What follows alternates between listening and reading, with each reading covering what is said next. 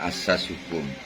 Jadi hukum adalah tetap sebagai pilar utama di dalam penegakan aturan-aturan baik yang melingkupi politik, ekonomi, dan sosial budaya lainnya.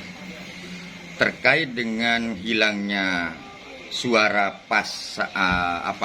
caleg, calon legislatif di beberapa daerah, taruhlah katakanlah punya mantan Bupati Badrut Tamam dari DPR, calon anggota legislatif DPR RI dari partai PKB.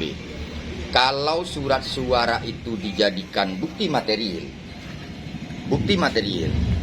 dan siapapun yang menyatakan telah dicuri suaranya, itu harus diproses.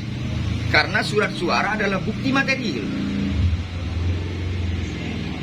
Artinya masuk pidana kah? Pidana jelas. Karena dengan hilangnya surat suara, seseorang itu bisa dimungkinkan mengalami kerugian material dan kerugian moral. Lah, maka kalau aturan-aturan ini harus berlandaskan hukum, kehilangan bukti material berupa surat suara itu sudah bisa dipidanakan. Terlebih yang menurut saya baca di beberapa media sosial, ini yang menyatakan adalah timnya sendiri.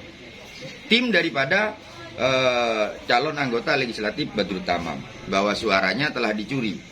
Yang menyatakan ada kasus pencurian surat suara dengan bukti material surat suara. Ini yang menjadi aneh. Kalau tidak diproses berarti surat suara bukan bukti material. Hanya sekedar ya? Hanya sekedar, artinya ada pencurian yang tidak masuk kategori pidana, yaitu pencurian suara. Kalau saya menafsirkan ini adalah bukti material, jadi harus diproses, ada pidananya.